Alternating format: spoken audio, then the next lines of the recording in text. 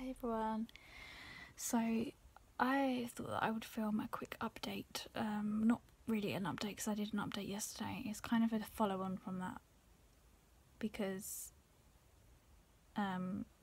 it was quite rushed and I didn't really talk much about how I was feeling, and again sort of talk about my hopes for how I want my labour to go. My daughter is actually out at the moment. She's with my mum and my sister, so I can't really have some free time. Basically I stayed at home because I didn't want to risk going into labour while I'm out.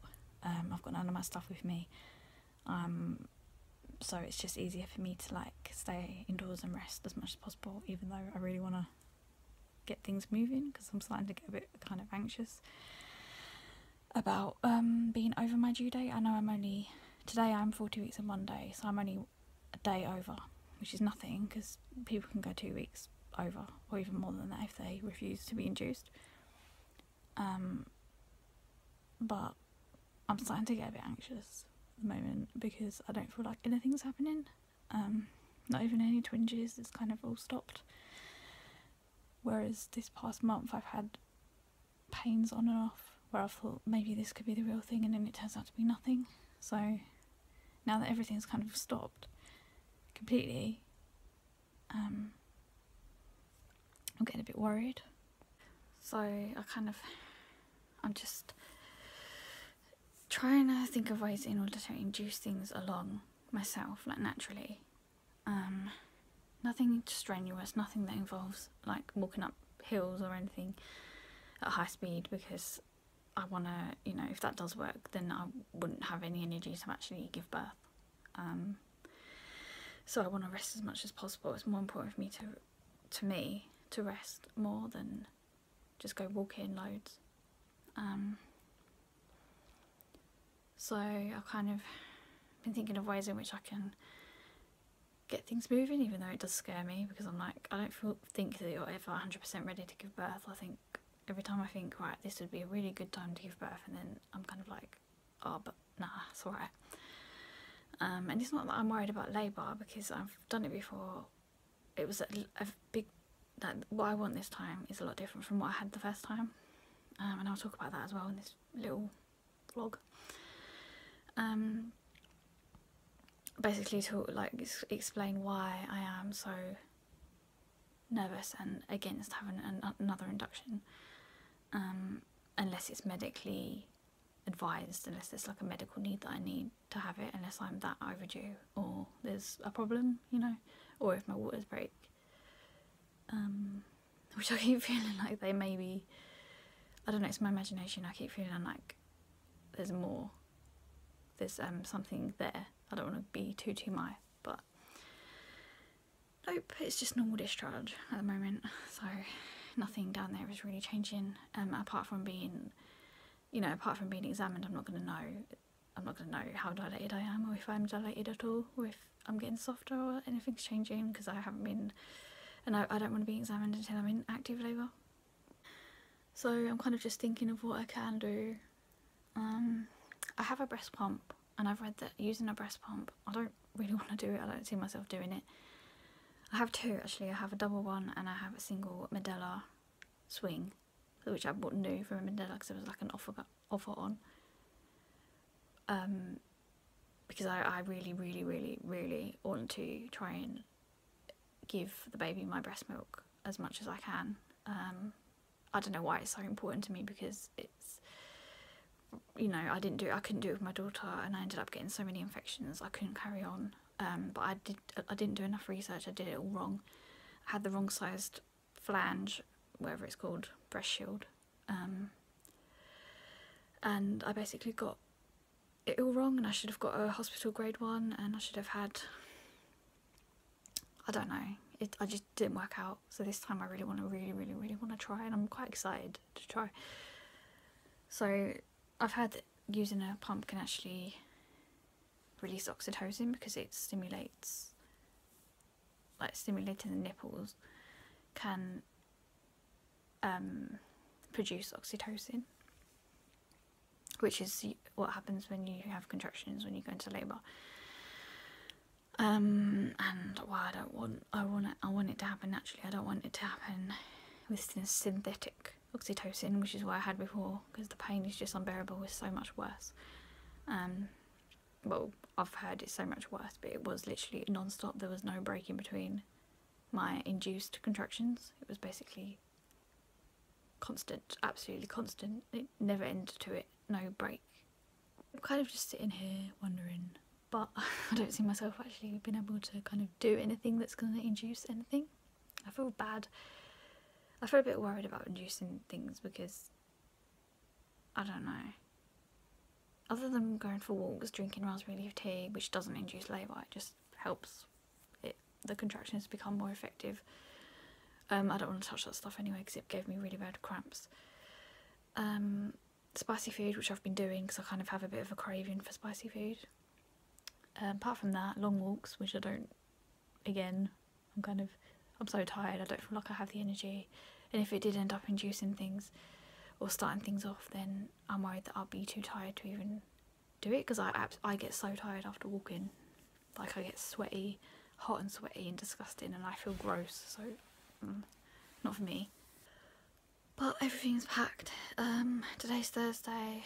My partner's on an early shift for the next 2 weeks, so at least if he's at work when I go into labour, he'd be able to get home early anyway, even if he wasn't on early.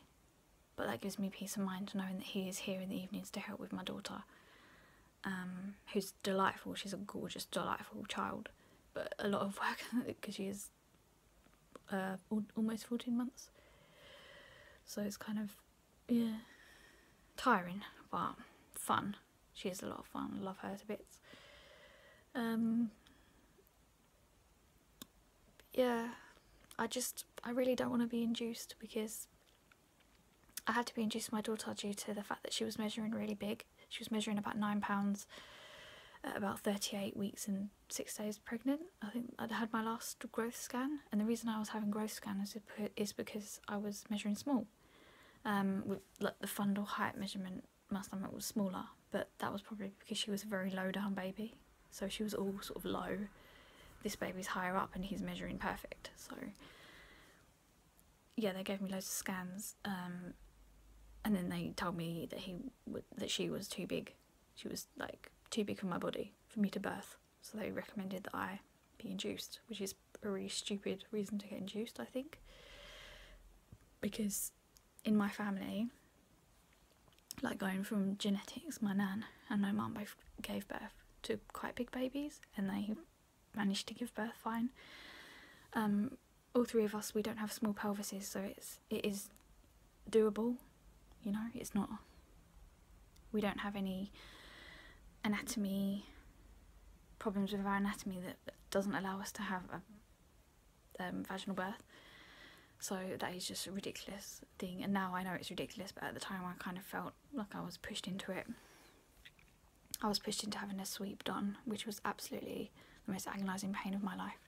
Worse than labour, much, much, much worse than any contractions, any pain I've ever had in my life. So basically just ended up getting induced and having about 3-4 sweeps done. And I just felt like they were so rough. They were trying to hurry things along. I had too much medical intervention. They were just trying to give me everything, basically, because they thought that I couldn't handle any pain when I could handle the contractions, but I couldn't handle the internals, the constant internals. And it's you know, it's a risk for infection as well, that many internals that I was having. Thankfully, I'm at a different hospital this time around. I'm in a birth centre, if all goes to plan, that is. So I'm home for limited intervention, and that's basically why I don't want to be induced this time, because of my experience with my daughter. I was in hospital for 2 days. I lost half a litre of blood at the end of it because I had to have an episiotomy, and I think I tore as well and had to be stitched. I couldn't be active because the baby was monitored so much.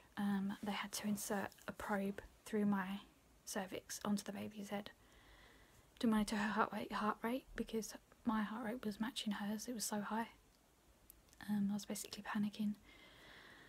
I couldn't get off the bed. They had the trace machine thing, straps attached to me, you know, the pink and blue strap things, and I couldn't move. And then I had an epidural, and I had diamorphine as well. They recommended I have that because I was so panicky, which was also horrific. It made me feel violently sick, and I ended up being violently sick throughout my labour.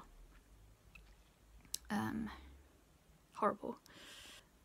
And then basically I had an epidural, and I couldn't move for like 6 hours. I was just lying on the bed. I just remember feeling so restless, but I couldn't feel anything to move, which is a horrible feeling, and I felt I was being sick so much.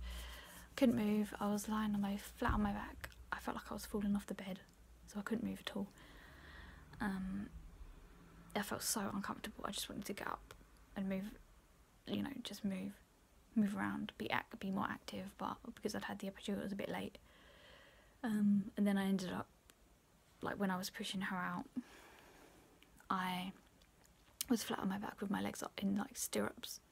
I'm not sure how you pronounce that, but which I now know is a really bad position to be in, especially if you're more at risk of tearing. I think it depends, but I'm not trying to scare anyone. Please don't think that inductions are all like this, because they're not. They're honestly not all like this.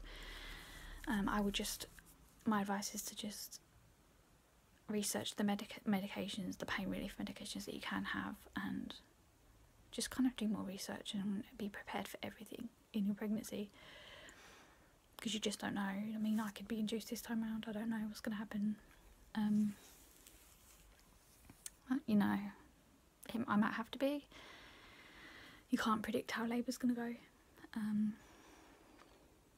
But please don't be discouraged or worried if you're watching this and you're due to be induced, because not all inductions are like this. This is just, you know, if you don't want to be induced, don't let them force you unless it's medically necessary for you or the baby's health.